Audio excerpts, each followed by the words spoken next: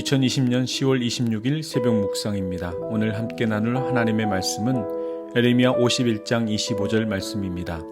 여호와의 말씀이니라. 온 세계를 멸하는 멸망이 사나 보라. 나는 내 원수라. 나의 손을 내 위에 펴서 너를 바위에서 굴리고 너로 불탄 산이 되게 할 것이니.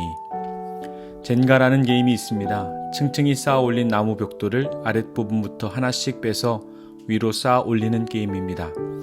정해진 순서를 따라 나무 벽돌을 하나씩 빼다 보면 빼는 사람도 긴장되지만 다음 순서자도 긴장하며 그 장면을 지켜보아야 합니다. 그러다가 결국 균형이 무너지면 와르르 무너지고 맙니다. 결코 새롭게 쌓지 않는 이상 더 이상 게임을 이어갈 수는 없습니다.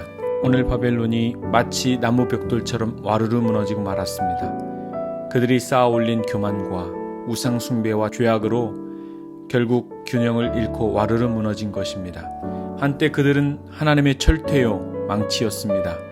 모든 전쟁에서 승승장구하며 자신의 강한 힘을 뽐내던 그들이었습니다. 거침없이 다른 나라들을 침략해서 많은 영토를 차지했습니다. 그런데 그들이 하나님과 원수가 되어 끝내 멸망을 당하고 말았습니다. 그것도 완전한 멸망입니다. 바벨론을 대신하여 싸운다던 마르둑도, 바벨론을 대표하는 어떤 용사도 하나님의 계획을 막을 수는 없었습니다. 바벨론은 페르시아를 상대하지 못할 만큼 나약한 나라가 아니었습니다. 바벨론에는 나름 강하게 훈련된 용사들이 있었습니다.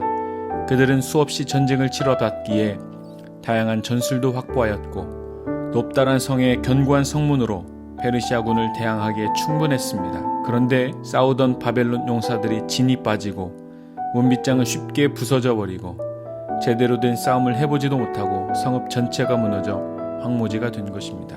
무너짐의 이유는 너무도 간단합니다. 하나님과 원수가 되었기 때문입니다. 그들은 가던 길을 멈추지 않고 끝까지 갔습니다.